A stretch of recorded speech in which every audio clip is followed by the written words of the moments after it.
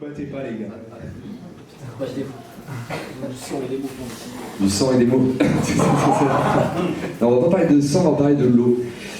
L'eau qui fait partie d'une grande composante qu'on a à l'intérieur de nous, apparemment, plus de 70%. L'eau, elle vibre de fréquences naturelles à 43 200 Hz. Alors, qu'est-ce que c'est les fréquences naturelles, les éléments et tout?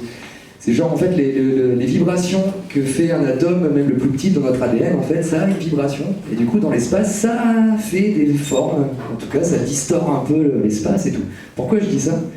C'est que depuis, apparemment, 1950 ou 40 ou 30, 38, 39, par là, quoi. Il y a un mec, un nazi, un ancien nazi, c'était la guerre déjà pour savoir comment on va faire pour normaliser les fréquences, parce que tout le monde disait, bah moi je fais ma musique, Mozart à 43 022, l'autre c'est 42 200, l'autre il dit que c'est un peu mieux, un peu moins. Au final, aujourd'hui, la science a bien évolué et tout.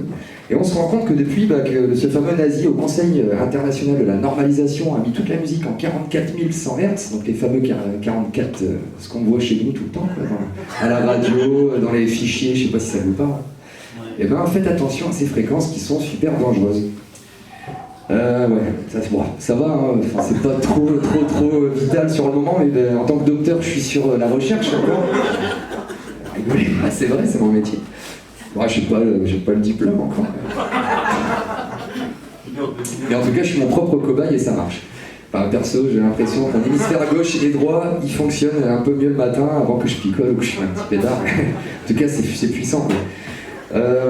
Je vais bientôt essayer de faire des conférences sérieuses avec des documents, avec des images que vous voyez exactement comment l'eau en elle-même réagit quand on écoute une musique avec des bonnes fréquences et comment elle réagit par rapport à tout ce qu'on entend à la radio. Juste un petit exemple, si ça peut vous mettre la puce à l'oreille du coup.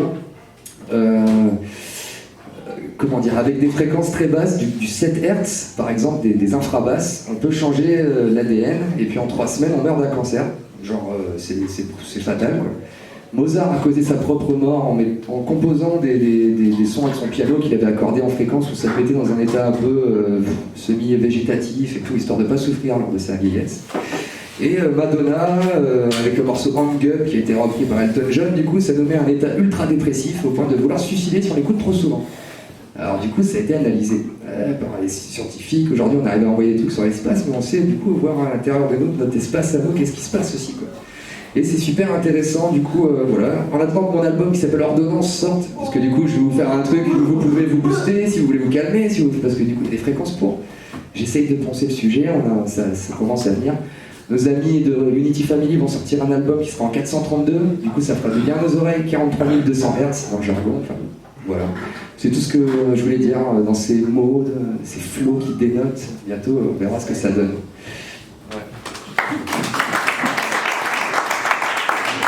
Merci docteur pour la petite leçon.